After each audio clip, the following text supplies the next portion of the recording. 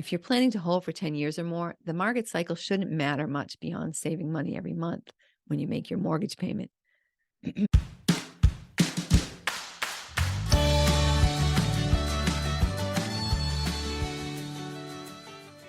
Hey, wealthy women, welcome back. As you might remember, if you've been with us the last 2 weeks, we are reading my book, Empower Your Inner Millionaire, A Woman's Guide to Financial Freedom Through Real Estate Investing. And we're up to chapter 3. So if you haven't been with us lately, go back to chapter 1, start there, and then listen to last week was chapter 2. And now we're up to chapter 3, where hopefully you're ready to dive into chapter 3. What's the real deal? All right. Our goals for chapter 3: understand the different types of property, differentiate between residential and commercial, and learn tools to evaluate and compare properties. Types of real property. In general, there are 3 categories of real property: residential, commercial, and other. With all 3 options, you can use a portion of the asset yourself. For example, you can live in one of the units or have your office there. In the case of a second home, you can rent it when you're not using it and get many of the same benefits of a pure investment property.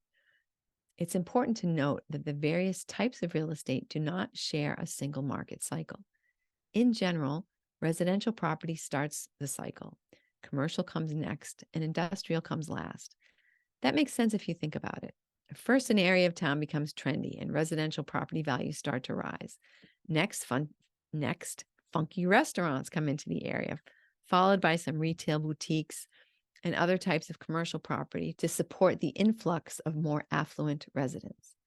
Any industrial buildings that may be nearby benefit both from having competition for space and sometimes the option to convert the industrial space into residential and or commercial use. If you believe that a residential area is rebounding, that may be the perfect time to scout neglected commercial space.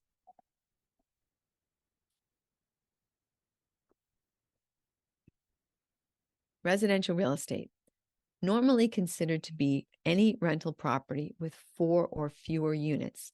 Residential real estate includes individual condos, single-family homes, or multifamily homes that you buy to rent. Included in this category are things like second homes. Multifamily homes can be a great place to start your investing because you can use one of the units for yourself. This helps in several ways, including lower interest rates, lower required credit score, and easier property management. Even if you don't live in the building, it's usually easier to start small. Commercial property, along with rental properties of 5 or more units. Commercial property includes property where people don't live, like stores and office buildings, as well as mixed-use buildings that might have a combination of retail space, offices, and apartments. Commercial property is sometimes overlooked by new investors, but it can be an excellent option if you're planning to manage it yourself and don't want any late-night phone calls. It's also a bit easier in some ways dealing with people in their place of work rather than their home. Other. This category includes industrial real estate, business opportunities, and land. These can be more complex, so if you decide to go one of these routes, consult your trusted advisors to make sure you're considering all facets of the opportunity. Buy land. They ain't making any more of the stuff. Will Rogers. Land ho. Even though the supply of land is limited, there's no limit to the ways you can use it, as long as you comply with local zoning ordinances or can get them changed. You can do anything from building a mountain and starting your own ski area to digging out a lake and selling fishing lessons. Now, you're probably not going to actually build your own mountain, but you can and should think 3-dimensionally. When you buy land, you're also buying what's under and over the land, the mineral and air rights. Those can be sold or leased. You can build skyscrapers or underground bunkers. Are you in an area where there could be mineral deposits? Is there a company that might want to pass wires or pipes underground through your land? What about on the land? Is your property in a very visible location? Would a billboard be easily seen? Would a cell company like to put a tower there? Would a solar company like to put solar panels there? Is it an open space in an area with very little space available? That could make it ideal for farming or gardening or as a parking area. Many city dwellers are willing to pay rent to be part of a community garden. This could also qualify for grants or tax savings. In real estate, we talk about the concept of highest and best use, which looks at the property as it is now and asks what it could be when it grows up. Maybe right now it's a single-story convenience store, but because of the location, changes in the community, and zoning, its highest and best use is as a multi-story mixed-use building. This could have 5 stories with retail on the bottom, offices on the next floor, and then 3 levels of residential. If you bought that property for the price of a convenience store and then maximized its possible usage, you could have huge gains. Once you've explored and discovered the highest and best use, you don't even have to be the one to develop the property. If you design the plans and get the local approvals and permits, you can sell that as a package to a developer who can make it a reality. You may even be able to negotiate staying in as a partner and getting a couple of the completed units. Another way to add value is to subdivide the property, turning one lot into 2 or more buildable lots. You can find homes that are built on 2 lots or where one owner owns multiple lots. Sometimes zoning has changed and you're able to buy one lot that is now large enough to support several home sites. You can then build multiple properties where there was only one before, usually by right. By right means that the current zoning regulations support the use. If they don't, for example, if you want to put a 2-family in an area zoned for single families, it may still be possible, but you'll have to go before a board that will evaluate whether your proposal aligns with the goals they have for the city or town. With all of these options for real estate investing, not to mention real estate investment trusts called REITs, stocks, bonds, and this great new restaurant that your brother-in-law is starting, how can you make the right decision where to invest your money? Evaluating investment options. Cap rate. The capitalization or cap rate is the net amount of income that the property generates divided by the cost. If a property is selling for $1 million and it generates $100,000 after expenses, the cap rate is calculated as 100,000 divided by a million, or 10%. The higher the cap rate, the more bang for your buck. The cap rate should give you an idea of the risk. By comparing similar properties in comparable locations, you would expect that the one with the higher cap rate would have some variable, the age of the property, for example, that makes that purchase riskier. Don't assume that one seller has just priced the property too low. Although that could be true, look for the variable that supports the difference in cap rate, if there is one. If there isn't one, then you've probably found a great deal. If there is, decide whether the higher return is worth the additional risk. You should also consider future potential. When comparing cap rates, it may make sense to do 2 calculations, one using market rents and one using the rents that are currently being charged. That way you won't miss out on a great deal just because the owner is charging low rents. Be sure that you understand what investment is needed to get market rent in the building. Sometimes it's just a coat of paint, but sometimes you'll need to update kitchens or baths or add air conditioning. Add that expense to the cost of the property in your cap rate calculation. Appreciation rate. The concept that you make your money when buying a property is especially true when you're hoping to sell fairly soon after buying.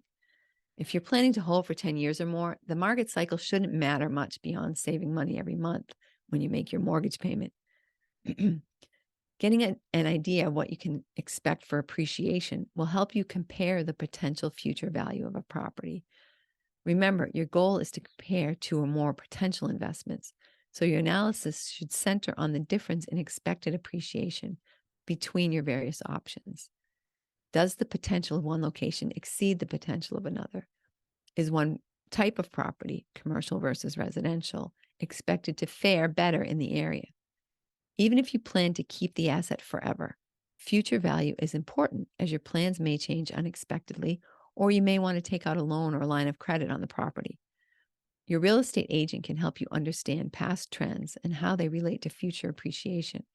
Or you can use online resources like tax assessments to get a rough idea of the market cycle in the area. See EYIMbook.com for more information on this type of research. Overall rate of return. Understanding the potential future value can help make a property with a lower cap rate more attractive than one with a higher rate. Adding the cap rate to the appreciation rate will give you the overall rate of return for a longer-term look at the investment, For example, you're comparing a restaurant in Georgetown with an apartment building on the same street. The cap rates are both 5%, but you see a trend of similar apartment buildings being converted to condos. The appreciation rate on the apartment/condos would be 10%, while the restaurant would increase at the area average of 3%, making the apartment building a better investment because you would get 15% for the apartment building versus 8% for the restaurant. Leverage.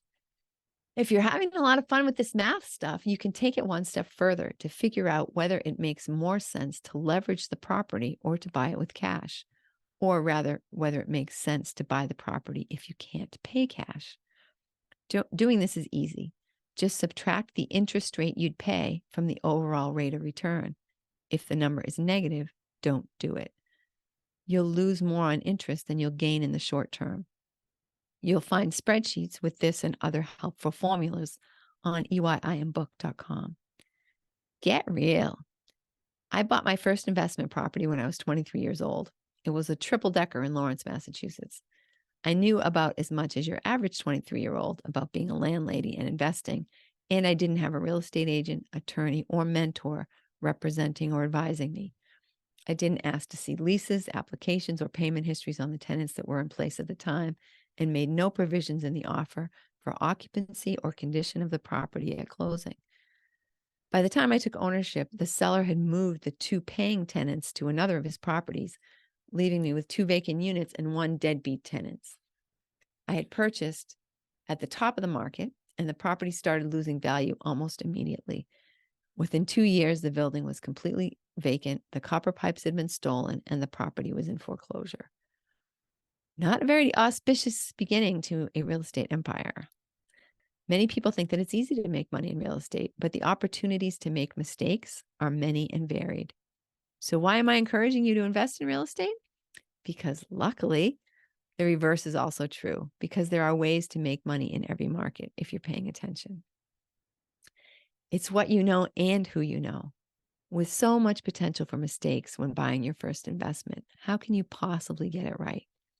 Reading about my rocky entry to real estate, it sounds like I made tons of mistakes, but I only made one. I didn't ask for help. I failed to admit that I didn't have a clue what I was doing and just kept walking deeper and deeper into the muck.